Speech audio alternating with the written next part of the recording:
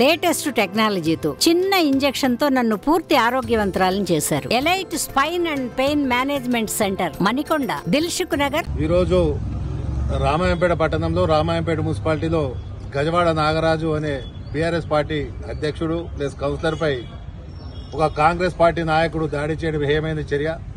ఇవాళ పరిస్థితి రామాయంపేట పట్టణంలో పీస్ఫుల్ గా ఉన్న రామాయంపేట పట్టణం ఇవాళ కాంగ్రెస్ పార్టీ అధికారంలోకి వచ్చిన తర్వాత కాంగ్రెస్ పార్టీ నాయకులు ఇవాళ రామాయంపేట అరాచకాలు చేసుకుంటూ రామాయంపేట పట్టణంలో ఒక భయభ్రాంతులకు గురి చేస్తా ఉన్నారు. ఒక వైశ్య కుటుంబానికి చెందిన వ్యక్తి ప్రజాప్రతినిధికి ఇవాళ రక్షణ లేకుండా పోయింది రామాయంపేట పట్టణంలో.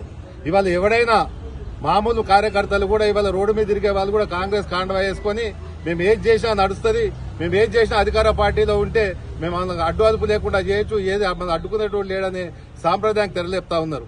ఈ సాంప్రదాయం మంచిది కాదు.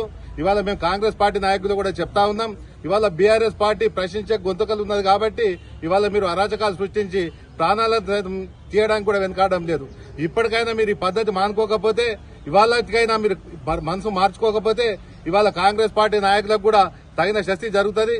ఇవాళ ఈ విషయమై పోలీస్ స్టేషన్ లో కూడా కంప్లైంట్ ఇవ్వడం జరిగింది.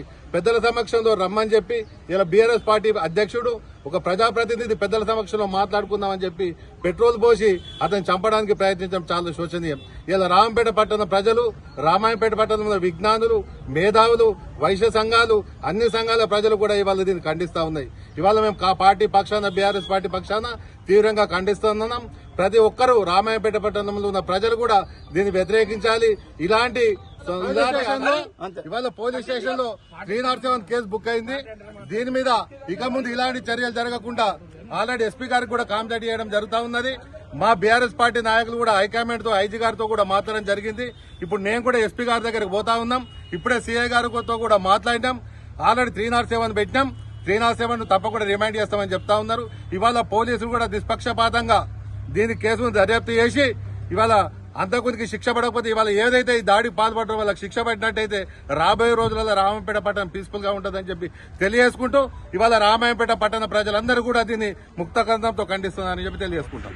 మా టౌన్ ప్రెసిడెంట్ నాగరాజు గారికి పోచమ్మల గణేష్ అనే ఒక యువకుడు మరి రియల్ ఎస్టేట్ దాదాపు 7 లక్షల రూపాయలు ఇవ్వాల్సి ఉండగా మరియు సమయం దాటిపోయినందున రాజశేఖర్ గారు మధ్యవర్తులకు చెప్పడం జరిగింది.